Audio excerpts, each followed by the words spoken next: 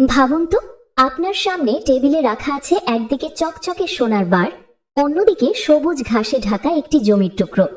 আপনার হাত কাঁপছে, কারণ আপনি জানেন এই একটি সিদ্ধান্ত আপনার ভবিষ্যৎ বদলে দিতে পারে। কিন্তু সমস্যাটা হলো, আপনি নিশ্চিত নন কোনটা সত্যিকারের সম্পদ আর কোনটা শুধু দেখতে দামি। এইখানেই আজকের সবচেয়ে বড় ভুলটা মানুষ করে। কারণ চোখ যেদিকে যায়, বুদ্ধি সেদিকে যায় না, আর বুদ্ধি যেখানে যায় না, সেখানে ভবিষ্যৎও যায় না।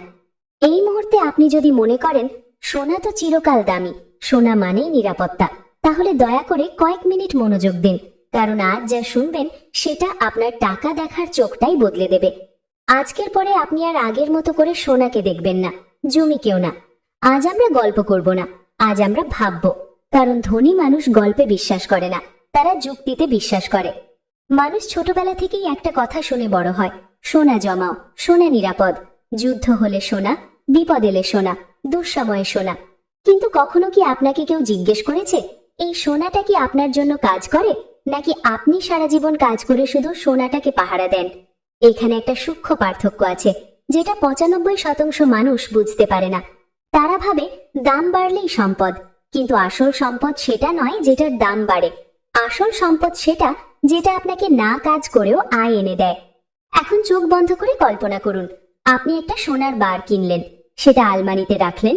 10 বছর পরে এর দাম বাড়লো, ঠিক আছে, কিন্তু এই 10 বছরে ওই সোনা আপনাকে কত টাকা এনে দিল? উত্তরটা শূন্য। বরং উল্টো, আপনি ভয় পেয়েছেন, লকারের চার্জ দিয়েছেন, নিরাপত্তার চিন্তা করেছেন। মানে সোনা আপনাকে সার্ভিস দেয়নি, আপনি সোনাকে সার্ভিস দিয়েছেন। ভাবুন তো, আপনার সামনে টেবিলে রাখা আছে একদিকে চকচকে সোনার বার, অন্যদিকে সবুজ ঘাসে ঢাকা একটি জমির টুকরো। আপনার হাত কাঁপছে, কারণ আপনি জানেন এই একটি সিদ্ধান্ত আপনার ভবিষ্যৎ বদলে দিতে পারে। কিন্তু সমস্যাটা হলো, আপনি নিশ্চিত নন কোনটা সত্যিকারের সম্পদ আর কোনটা শুধু দেখতে দামি। এইখানেই আজকের সবচেয়ে বড় ভুলটা মানুষ করে। কারণ চোখ যেদিকে যায়, বুদ্ধি সেদিকে যায় না, আর বুদ্ধি যেখানে যায় না, সেখানে ভবিষ্যৎও যায় না। এই মুহূর্তে আপনি যদি মনে করেন সোনা তো চিরকাল দামি, সোনা মানেই নিরাপত্তা, তাহলে দয়া করে কয়েক মিনিট মনোযোগ দিন, কারণ আজ যা শুনবেন সেটা আপনার টাকা দেখার চোখটাই বদলে দেবে। আজকের পরে আপনি আর আগের মতো করে সোনাকে দেখবেন না, জমিকেও না। আজ আমরা গল্প করব না, আজ আমরা ভাববো। কারণ ধনী মানুষ গল্পে বিশ্বাস করে না, তারা যুক্তিতে বিশ্বাস করে। মানুষ ছোটবেলা থেকেই একটা কথা শুনে বড় হয়, সোনা জমাও, সোনা নিরাপদ, যুদ্ধ হলে সোনা, বিপদ এলে সোনা, দুঃসময়ে সোনা। কিন্তু কখনো কি আপনাকে কেউ জিজ্ঞেস করেছে এই সোনাটা কি আপনার জন্য কাজ করে, নাকি আপনি সারা জীবন কাজ করে শুধু সোনাটাকে পাহারা দেন? এখানে একটা সূক্ষ্ম পার্থক্য আছে, যেটা 95% মানুষ বুঝতে পারে না। তারা ভাবে দাম বাড়লেই সম্পদ, কিন্তু আসল সম্পদ সেটা নয় যেটার দাম বাড়ে। আসল সম্পদ সেটা যেটা আপনাকে না কাজ করেও আয় এনে দেয়। এখন চোখ বন্ধ করে কল্পনা করুন, আপনি একটা সোনার বার কিনলেন, সেটা আলমারিতে রাখলেন। 10 বছর পরে এর দাম বাড়লো, ঠিক আছে, কিন্তু এই 10 বছরে ওই সোনা আপনাকে কত টাকা এনে দিল? উত্তরটা শূন্য। বরং উল্টো, আপনি ভয় পেয়েছেন, লকারের চার্জ দিয়েছেন, নিরাপত্তার চিন্তা করেছেন। মানে সোনা আপনাকে সার্ভিস দেয়নি, আপনি সোনাকে সার্ভিস দিয়েছেন। এবার একই সময়ের জন্য একটা জমির কথা ভাবুন। আপনি একটা জমি কিনলেন, সেখানে কেউ চাষ করলো, কেউ ঘর বানালো, কেউ দোকান খুললো। আপনি না থাকলেও সেই জমি আপনাকে ভাড়া দিল। আপনি ঘুমাচ্ছেন, তখনও জমি কাজ করছে। আপনি অসুস্থ, তখনও জমি কাজ করছে। এটাই আসল পার্থক্য। একটা জিনিস আপনি ধরে রাখেন, আরেকটা জিনিস আপনাকে ধরে রাখে। এখানেই আসে সেই বিখ্যাত ধারণা অ্যাসেট আর লায়াবিলিটির পার্থক্য। মানুষ ভাবে যেটার দাম বাড়ে সেটাই অ্যাসেট, কিন্তু বাস্তবতা হলো যেটা আপনার পকেটে নিয়মিত টাকা ঢোকায় সেটাই অ্যাসেট, আর যেটা শুধু জায়গা দখল করে থাকে সেটা আবেগ। সোনা আবেগ, জমি ব্যবস্থা। আবেগ আপনাকে শান্তি দেয়, কিন্তু ব্যবস্থা আপনাকে স্বাধীনতা দেয়, আর স্বাধীনতাই আসল ধন। এই কারণেই বড় বিনিয়োগকারীরা সোনা নিয়ে কথা কম বলে, কিন্তু জমি, ব্যবসা আর ক্যাশ ফ্লো নিয়ে কথা বেশি বলে। এখন আপনি হয়তো ভাবছেন সব সময় তো জমিও লাভ দেয় না। ঠিক কথা, কিন্তু এখানেই আসে চিন্তার গভীরতা। জমির দাম শুধু বাজারে বাড়ে না, জমির মূল্য বাড়ে মানুষের প্রয়োজন বাড়ার সাথে সাথে। মানুষ বাড়ছে, জায়গা বাড়ছে না। এই একটাই লজিক জমিকে আলাদা করে দেয়। সোনার উৎপাদন বাড়ানো যায়, কিন্তু জমির উৎপাদন সেটা অসম্ভব। একটা সময় ছিল যখন মানুষ নদীর ধারে জমি ছেড়ে দিত। আজ সেই জমির দাম কোটি টাকা। কেন? কারণ মানুষ বুঝেছে জায়গা সীমিত, আর সীমিত জিনিসের মূল্য সময়ের সাথে বাড়ে, কিন্তু শুধু তখনই যখন সেটা ব্যবহারযোগ্য। এই জায়গায় এসে একটা প্রশ্ন খুব জরুরি, তাহলে কি সোনা একেবারেই খারাপ? না, সোনা খারাপ না, কিন্তু সোনা সেই জায়গায় ভালো যেখানে আপনি মূল্য ধরে রাখতে চান, বাড়াতে নয়। সোনা আপনাকে রক্ষা করে, ধনী করে না। জমি আপনাকে রক্ষা করার পাশাপাশি সুযোগও দেয়। ধনী মানুষ সুযোগ কেনে, গরিব মানুষ নিরাপত্তা কেনে। এই এক লাইনের ভেতর পুরো ফিনান্স লুকানো আছে। আপনি যদি শুধু নিরাপদ থাকতে চান, সোনা কিনুন। আর যদি এগোতে চান, ভবিষ্যৎ বানাতে চান, তাহলে এমন অ্যাসেট খুঁজুন যেটা আপনার হয়ে কাজ করবে। এখানেই বেশিরভাগ মানুষ ভুল করে। তারা দেখে অন্য কেউ সোনা কিনছে, তাই তারাও কেনে, কিন্তু কখনো প্রশ্ন করে না ওই লোকটার আয় কোথা থেকে আসে, তার ক্যাশ ফ্লো কি, তার রিস্ক নেবার ক্ষমতা কতটুকু। বিনিয়োগ কপি করা যায় না, চিন্তা কপি করা যায়। এই চ্যানেল সময়ের ডাকে আমরা আপনাকে কপি শেখাই না, আমরা আপনাকে ভাবতে শেখাই। কারণ সময়ের সাথে তাল মিলিয়ে চিন্তা বদলাতে না পারলে টাকা বদলালেও লাভ হয় না। আজ যদি আপনি শুধু একটাই কথা মনে রাখেন, সেটা হলো সম্পদ মানে জিনিস না, সম্পদ মানে আচরণ। আপনি সোনা কিনে ধনী হন না, আপনি সিদ্ধান্ত নিয়ে ধনী হন। জমি কিনেও ধনী হন না যদি সেটা শুধু পড়ে থাকে, কিন্তু চিন্তা বদলালে যে কোনো অ্যাসেট আপনাকে উপরে তুলতে পারে। এই জায়গা থেকে আপনার যাত্রা শুরু। আজ আপনি শুধু শুনলেন না, আজ আপনি প্রশ্ন করতে শিখলেন। আর যে মানুষ প্রশ্ন করতে শিখে, সে আর ভিড়ের অংশ থাকে না। এই চিন্তাগুলো যদি আপনার ভেতরে একটু নড়াচড়া তৈরি করে, তাহলে বুঝবেন আপনি ঠিক জায়গায় এসেছেন। কারণ এখানে আমরা সময় নষ্ট করি না, আমরা সময়কে কাজে লাগাই। এটাই সময়ের ডাক। মানুষ সাধারণত একটা বড় ভুল করে। তারা ভাবে ধনী হওয়ার মানে বেশি দামি জিনিস রাখা, কিন্তু বাস্তবতা হলো ধনী হওয়ার মানে সঠিক সিদ্ধান্ত বারবার নেওয়া। এই পার্থক্যটা না বুঝলে সোনা থাকলেও মাথা গরিবই থেকে যায়। কারণ টাকা কখনো মানুষকে ধনী বানায় না, সিদ্ধান্ত বানায়। আপনি যদি লক্ষ্য করেন, যাদের হাতে সত্যিকারের বড় সম্পদ আছে, তারা খুব কমই সোনা নিয়ে কথা বলে। তারা কথা বলে জায়গা, নিয়ন্ত্রণ, সুযোগ আর সময় নিয়ে। কারণ তারা জানে যেই জিনিসের উপর মানুষের নির্ভরতা বাড়ে, সেই জিনিসই ভবিষ্যতে শক্তিশালী হয়। আর মানুষ যতদিন বাঁচবে, ততদিন জায়গার প্রয়োজন শেষ হবে না। এখানেই জমির সবচেয়ে বড় শক্তি।